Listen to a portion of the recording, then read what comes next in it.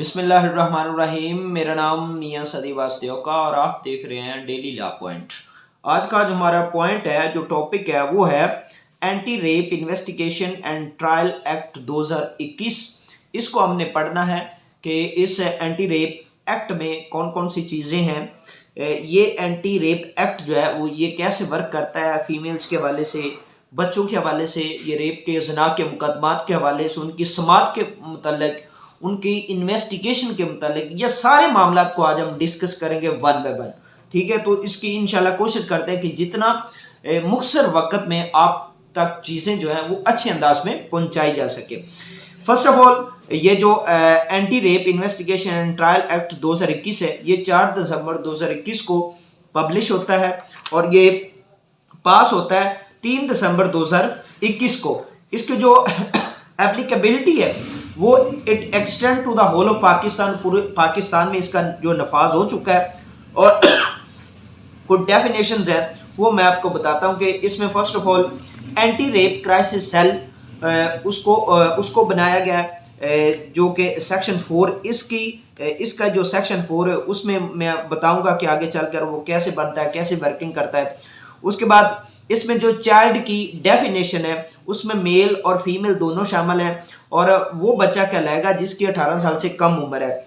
इसमें उसके बाद एक चीज़ है independent sport adviser, ISA, independent sport adviser means a person appointed in listed और recognised as such under section 11। Section 11 के तहत एक इंडिपेंडेंट स्पोर्ट एडवाइजर एक बंदे के जो है उसके इख्तियारात का नाम है, उसकी जो एप्लीकेबिलिटी या अहलियत का नाम दिया गया, एक बतौर एडवाइजर वो काम करेगा। वो उसको सेक्शन 11 में एलेबोरेट किया गया, वो मैं आपको बताऊंगा। और उसके बाद सेक्स ऑफेंडर है, जो जना वाले मुजरिम है, उनके हवाले से कि कोई शख्स जो 292A, 292B, 292C, 371A, 371B, 375, 375A, 376, 377, 377A और 377B पाकिस्तान पीनल कोड हजरत पाकिस्तान 1860 और सेक्शन 21 और 22 prevention of electronic crimes act 2016 के तहत अगर किसी को सजा दी जा चुकी है तो उस मुलजम को, उस शख्स को सेक्स ऑफेंडर कहेंगे। ठीक है, उसके बाद स्पेशल कमेटी है, सेक्शन 15 में स्पेशल कमेटी का जिक्र किया गया, वो कैसे वर्किंग करती है ये भी आपको बताऊंगा। स्पेशल कोर्ट है, सेक्शन 3 में स्पेशल कोर्ट्स बनाई गई हैं। इन जुराइम के जो ट्रायल्स हैं, जो इनकी समात है, उनका जो इख्तियारात है, उनको करने के लिए स्पेशल कोर्ट्स का क्याम किया गया, वो कैसे वर्किंग करते हैं वो मैं आपको बताऊंगा। और इसमें जो जुराइम है उनका शेड्यूल बनाया गया, शेड्यूल 1 और 2। और इसमें विक्टिम की जो डेफिनेशन है उससे मुराद है कोई औरत या बच्चा जो उन शेड्यूल्ड ऑफेंसेस से मुतासरा हो। ठीक है, इसमें आगे हम देखते हैं कि जो सेक्शन नंबर 3 है, establishment of special courts.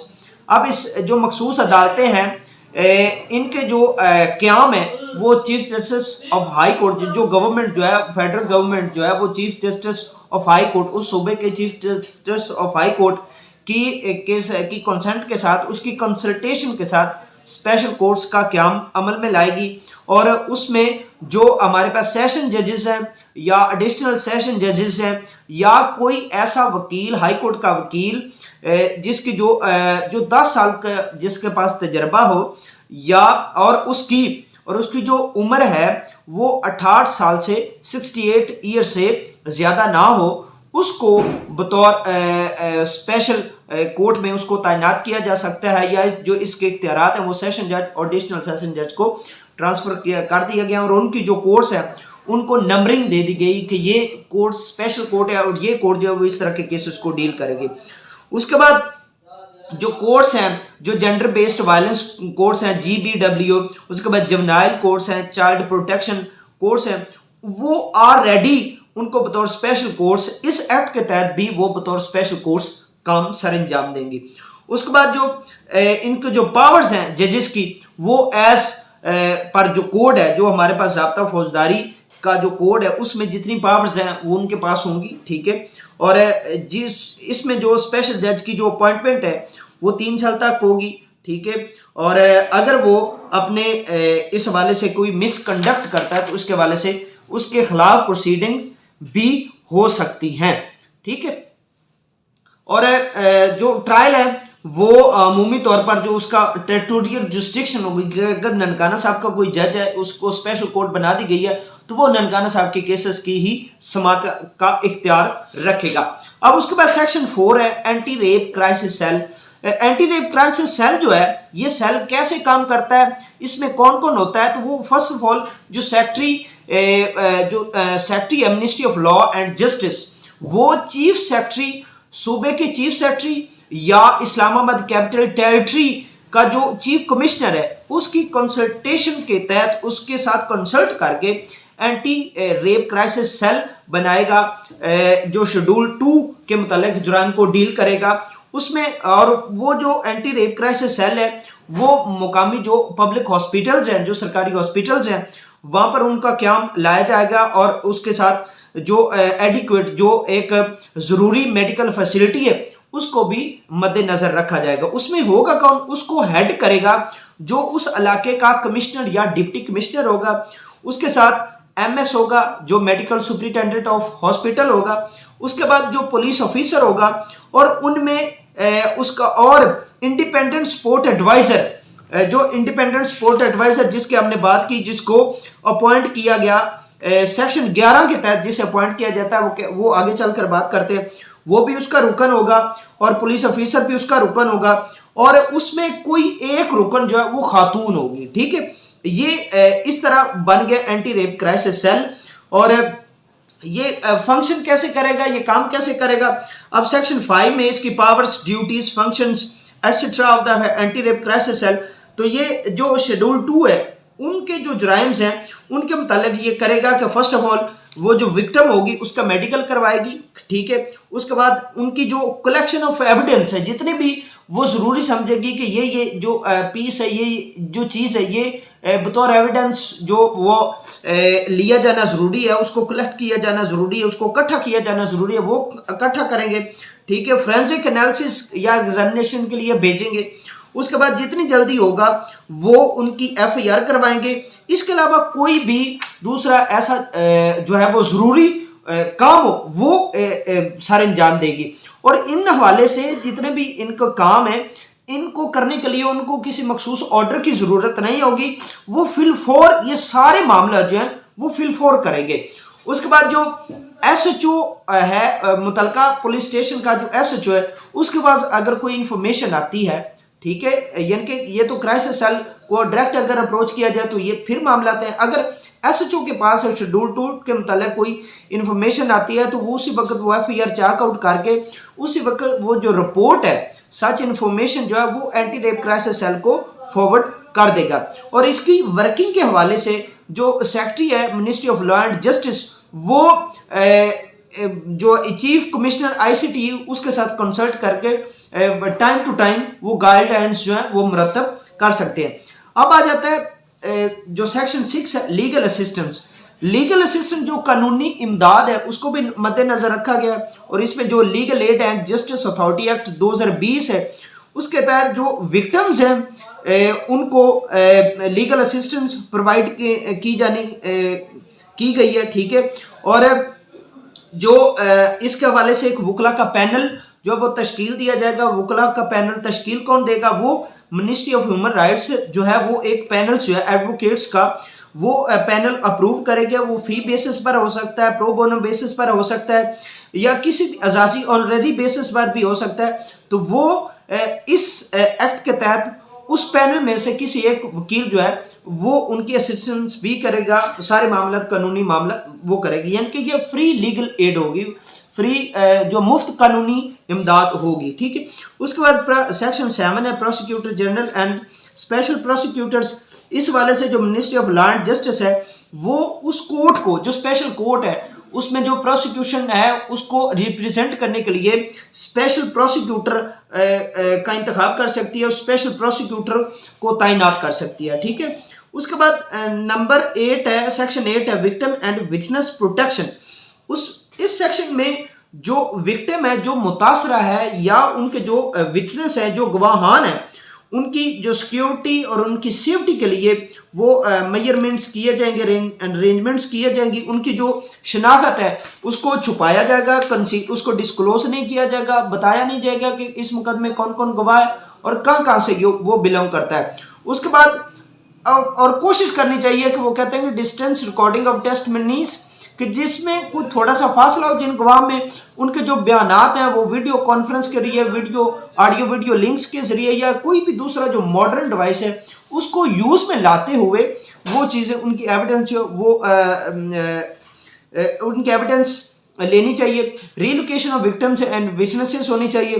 Provision of reasonable financial assistance, उनकी जो फाइनेंशियल माली इमदाद है वो भी होनी चाहिए। Compensation to legal heads of protected victims और विटनेसेस, जो है जो लीगल हेड्स हैं विक्टिम्स के या विटनेसेस के, जो गवाहान या मुतासरा लोगों के जो लीगल हेड्स हैं, उनके जो कानूनी वारिस हैं, उनकी दादरसी, उनको कंपनसेशन मुआवजा दिया जाएगा। सेफ हाउसेस, दारुल अमान्स जैसे उनमें उनको रखा जाएगा। इसके अलावा कोई भी दूसरा नेसेसरी या आजाजी कोई एक्शन हो तो वो मातहत कोई भी हो तो वो लिया जाएगा, ठीक है। उसके बाद जितने भी विक्टिम प्रोटेक्शन के लॉज हैं वो मुटेटिस मुटेंडिसली उन पर अप्लाई होंगे, यानी कि जिस हद तक वो जरूरी समझते होंगे उन पर अप्लाई होगा उनकी जो है ना सेफ्टी के हवाले से। अब सेक्शन 9 जो है investigation in respect of schedule offences, कि जो शेड्यूल ऑफेंसेस हैं इनकी तफ्तीश कैसे होगी। इनकी तफ्तीश के लिए एक कमेटी बनाई जाएगी, उस कमेटी का नाम होगा special sexual offences investigation units, SSOIU, यानी कि special sexual offences investigation units बनाए जाएंगे, हर डिस्ट्रिक्ट लेवल पर बनाए जाएंगे। और इसमें जो यानी कि ये जो shall comprise police officers who have receive training, जो पुलिस पर्सन है उसको उसमें ऐड किया जाएगा, उसका हिस्सा बनाया जाएगा, उसको ट्रेनिंग दी जाएगी इस हवाले से। और प्रेफर किया जाएगा कि उसमें कोई एक खातून पुलिस ऑफिसर भी होगी, ठीक है। इस हवाले से उनको जो है वो उनकी ट्रेनिंग करवाई जाएगी, उनको मामला बताए जाएंगे। और जो शेड्यूल 1 के ऑफेंसेस हैं उनको ये डील करेंगे, ठीक है। और जो शेड्यूल 2 के ऑफेंसेस हैं उनमें से जब वो आएंगे शेड्यूल 2 में, तो कोई भी एक पुलिस ऑफिसर जो 17 स्केल से बिलो नहीं है उसकी निगरानी में जो SSOIU है ये काम करेगा, यानी कि जो special sexual offences investigation unit है ये उस सेक्शन 17 की डोमेन में वो काम करेगा, उसकी निगरानी में काम करेगा। और अगर कोई शख्स जो है वो उस तफ्तीश से जो है वो कहता है कि मेरी तफ्तीश ठीक नहीं हुई, जो मुतासरा शख्स है, जो मुतासरा लेडी है, वो अगर कहती है कि मेरी तफ्तीश ठीक नहीं हुई, तो वो इस सेक्शन 9 सब सेक्शन 4 है इसके तहत वो एप्लीकेशन देगी और उसकी जो एप्लीकेशन वो मंजूर करके उसमें तब्दीली तफ्तीश जो है वो किसी दूसरे ज़िले में या किसी दूसरे हेड में उसको ट्रांसफ़र कर दिया जाएगा, ठीक है। उसके बाद जो SSOIU है इसके पास तमाम तर पुलिस के इख्तियारात सारे होंगे और ये अपनी इन्वेस्टिगेशन कंप्लीट करने के बाद 173 का CRPC का जो चालान होता है वो भी अदालत में दाखिल करेंगे। उसके बाद सेक्शन 10 है connected offences not in the schedules, कि ऐसे ऑफेंसेस जो शेड्यूल में नहीं है लेकिन उससे कनेक्ट करते हैं तो उसमें भी वो वही कॉग्निजेंस लेकर उनको उनकी तफ्तीश करेंगे, ठीक है। और उसके बाद 11 है इंडिपेंडेंट स्पोर्ट एडवाइजर, जो मैंने पहले आपको बताया ISA, इंडिपेंडेंट स्पोर्ट एडवाइजर शख्स का को जो उसकी अपॉइंटमेंट की जाएगी। और वो कौन हो सकता है, उसमें एक list ministry of human rights जो है वो एक लिस्ट प्रिपेयर करेगी, ठीक है। उसमें 2 शख्स भी हो सकते हैं, 5 भी हो सकते हैं, 10 भी हो सकते हैं और डिस्ट्रिक्ट लेवल पर, जिले लेवल पर भी होगी और तहसील लेवल पर भी होगी। उसमें कौन कौन हो सकता है, उसमें जो सिविल सोसाइटी से लोग लिए जा सकते हैं, नॉन गवर्नमेंट ऑर्गेनाइजेशन से लोग लिए जा सकते हैं, ठीक है। कोई भी नॉमिनी किसी भी जगह से लिया जा सकता है और उसमें स्पेशली कौन से लोग होने चाहिए जिनके पास कुछ स्किल्स हो, यानी कि कोई साइकोलॉजिस्ट हो, कोई डॉक्टर हो, कोई वकील हो, कोई पैरालीगल, ठीक है, कोई लेडी हेल्थ वर्कर भी हो सकती है, सोशल वर्कर भी हो सकता है, या कोई ऐसा शख्स जो है जो सिविल सोसाइटी का मेंबर या उसकी तरफ से या नॉन गवर्नमेंट ऑर्गेनाइजेशन का मेंबर हो, ठीक है। उसके बाद आ जाता है सेक्शन 12 इन कैमरा ट्रायल, कि जो इतने इसके जितने भी इस एक्ट के तहत जितने भी ऑफेंसेस हैं उनका जो ट्रायल है, उनकी जो समाअत है वो इन कैमरा प्रोसीडिंग्स होगी, यानी कि वो खुफिया होगी, ठीक है। और अगर कोई पार्टी चाहे कि कोई शख्स उनकी समाअत सुने तो वो एप्लीकेशन फाइल करेंगी और अदालत अलाउ करेगी, तो फिर अदालत के अहाते में वो शख्स जो है वो कार्रवाई में शामिल हो सकता है। और अदालत की इजाज़त के बगैर इन सारी प्रोसीडिंग्स को, मुकदमे की सारी समाअत के हवाले से कोई भी खबर जो है वो नशर की नहीं की जा सकती अदालत की के हवाले से। उसके बाद सेक्शन 13 एविडेंस एंड गाइडलाइंस। इसमें जो एविडेंस और गाइडलाइंस सेक्शन 13 ये मेडिकल एविडेंस की भी बात करता है। इसमें जो 2 फिंगर वर्जिनिटी टेस्टिंग थी उसको खत्म कर दिया गया।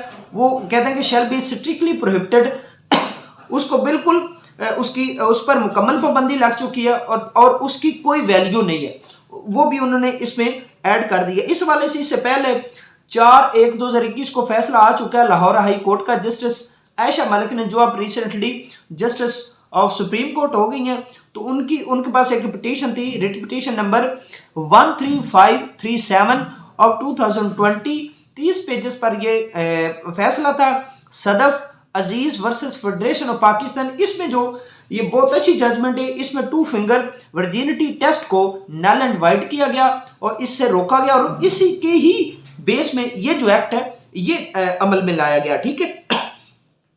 In respect of any ruled offense, any evidence to show that the victim is generally of immoral character shall be inadmissible, कि इन ऑफेंसेस में जो विक्टिम है उसका किरदार जो है वो नहीं पूछा जाएगा। उसका अगर वो बद किरदार भी है तो वो फिर भी वो जो एविडेंस उसकी बद किरदार की हवाले से है तो वो इनएडमिसिबल है, वो काबिल इत्काल शहादत नहीं है। Provided that the right of an accuse to a fair trial shall not be prejudice, कि जो राइट ऑफ फेयर ट्रायल मुलजम क्या है वो इससे डिस्टर्ब नहीं होगा, ठीक है।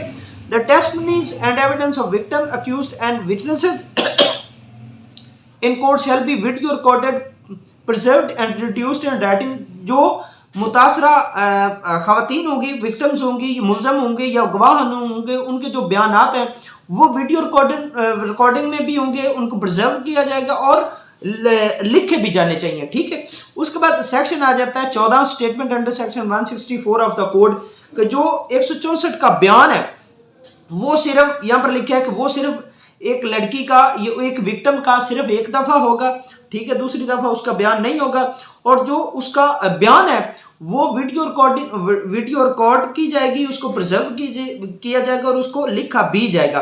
और जो उस पर जिरा करने के लिए, उस खातून पर, उस मुतासरा लेडी पर जिरा करने के लिए जो मुलजम का वकील है उसको मौका दिया जाएगा, मुलजम को नहीं कहा जाएगा।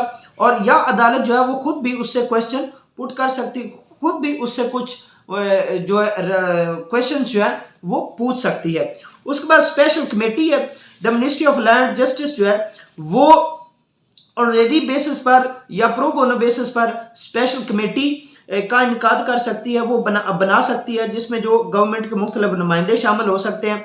वो डिवीजन से लिया जा सकता है, मुख्तलिफ डिपार्टमेंट से लिया जा सकता है, मुख्तलिफ ऑफिस से लिए जा सकते हैं, एजेंसी से लिए जा सकते हैं। उनकी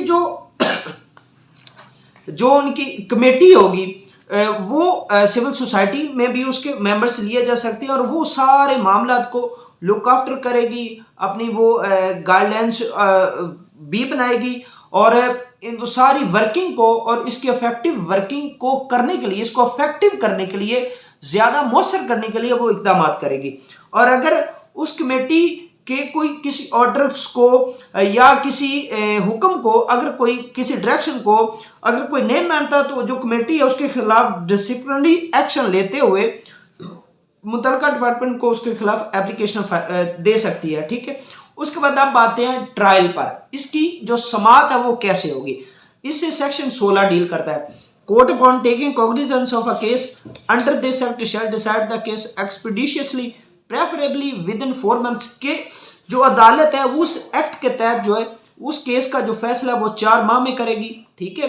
इसमें जो स्पेशल कोर्ट है वो बिला वजह डेट्स, बिला वजह जो एडजस्टमेंट्स है वो नहीं देगी, सिर्फ 2 एडजस्टमेंट्स दी जा सकती हैं, जिनमें जो एक एडजस्टमेंट है वो जुर्माने के साथ दी जाएगी। अगर 2 मुतवातर डेट्स पर जो मुलजम का वकील है वो पेश नहीं होता तो जो अदालत है वो जो डिफेंस काउंसिल की लिस्ट होगी ह्यूमन राइट्स की तरफ से उनमें से किसी शख्स को अपॉइंट कर सकती, किसी वकील को अपॉइंट कर सकती है ताकि वो उसका केस फाइट कर सके। ठीक है। और अगर इसके बाद आ जाता है जनाबे वाला सेक्शन 17 है कंपनसेशन टू द विक्टिम। इसमें जो ट्रायल कोर्ट है वो उस मुतासरा खातून को वो कंपनसेट कर सकती है, उसकी दाद रसी कर सकती है in shape of fine, in shape of पैसा रुपया, उसकी दाद रसी भी उसको हर्जाना दिलवा सकती है। इस पर सेक्शन 18 में अपील है, तो इस स्पेशल कोर्ट के ऑर्डर के खिलाफ जो है वो हाई कोर्ट में अपील फाइल होगी। तो at the time of pronouncement of judgement जो है जो स्पेशल कोर्ट है वो फ्री ऑफ कॉस्ट, बिल्कुल फ्री मुलजम को और प्रोसिक्यूशन को जजमेंट की कॉपी प्रोवाइड करेगी। ठीक है। और जो रिकॉर्ड है वो 3 दिन के अंदर अंदर हाई कोर्ट में ट्रांसफर कर दिया जाएगा। ठीक है। जो अपील है वो 30 दिन के अंदर अंदर अपील दायर की जा सकती है, और जो अपील है वो उसको 6 माह के अंदर अंदर जो बेंच है उसमें उसको में फाइल किएगी, और जो बेंच है वो 6 माह के अंदर उसका फैसला करेगा। और जो दुरानी अपील यानी कि उम्मन जो है वो जब अपील फाइल होती है तो अपील के साथ हम बेल की एप्लीकेशन भी फाइल कर देते हैं कि जो अपील की समाअत के दौरान मुलजम की बेल हो जाए। तो इसमें यह लिखा है कि दौरान समाअत अपील पेंडिंग अपील्स में जो हाई कोर्ट है वो किसी मुलजम को रहा नहीं करेगी। उसके बाद सेक्शन 19 है, ये रूल्स के हवाले से बात करता है कि ये पर्पस ऑफ ये सारे मामलों के हवाले से किस तरह लेकर चलना है, कैसे करना है, कैसे मेडिकल एग्जामिनेशन को कैसे बेहतर बनाया जा सकता है, वो सारे रूल्स जो है वो कमेटी बनाएगी। ठीक है। और उसके बाद सेक्शन 20 है, इसमें फंडिंग के हवाले से बात की गई है कि उसमें को फंड कैसे किया जाएगा, कौन कौन सी चीज़ों से फंड लिया जा सकता है। इसके बाद सेक्शन 21 है प्रिवेंटिव एक्शन बाय पुलिस, कि जो अगर कोई पुलिस ऑफिसर जो है वो इसके मुतालिक कोई इंफॉर्मेशन जो है वो सीख करता है तो वो सेक्शन 149 151 के तहत कार्रवाई करेगा और आगे सारे वो लीगल मैटर्स जो हैं वो आगे चलाएगा। उसके बाद आ जाता है सेक्शन 22 है 22 है फॉल्स इन्वेस्टिगेशन और कंप्लेंट। अगर कोई भी पुलिस ऑफिसर जो है कोई भी इस एक्ट के तहत जो इन्वेस्टिगेशन है वो गलत करता है, ठीक है, वो गलत करता है, अपने इख्तियारात का नाजायज इस्तेमाल करता है, अपनी ड्यूटी को ठीक तरीके से ओबे नहीं करता, तो फिर अगर उस पर वो ऑफेंस साबित हो जाता है तो उसको 3 साल तक की सजा होगी। और अगर कोई शख्स किसी पब्लिक ऑफिसर को गलत इंफॉर्मेशन देता है, ठीक है, तो उसको फिर यानी कि गलत एफआईआर करवाता है, झूठी एफआईआर करवाता है, झूठ बोलता है, तो फिर उस शख्स को भी 3 साल तक की सजा दी जा सकती है। और उसके बाद सेक्शन 23 है jurisdiction and transfer of cases. तो जो इसके केसेस हैं वो ट्रांसफर इस एक्ट के तहत वो बताया गया कि जनाब जितने भी इसके केसेस हैं जिस दिन ये इन्फोर्स को होगा तो जितने भी केसेस चल रहे होंगे इन जुराइम के वो ऑटोमेटिकली स्पेशल कोर्ट में ट्रांसफर्ड हो चुके होंगे और वो जो जज होंगे स्पेशल कोर्ट के उनकी वो डोमेन होगी, उनको जो गवाहान है वो दोबारा सुनने की ज़रूरत नहीं है या दोबारा कॉल करने की ज़रूरत नहीं है, वो जहाँ से केस जितना ख़त्म होगा उससे आगे उसको लेकर चल सकते हैं।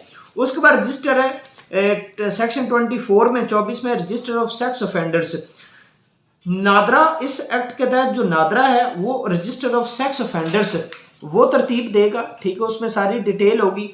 उसके बाद सेक्शन 25 में पब्लिक रिपोर्टिंग मैकेनिज्म रिपोर्टिंग के हवाले से रूल्स फ्रेम होंगे, उसको फॉलो किया जाएगा।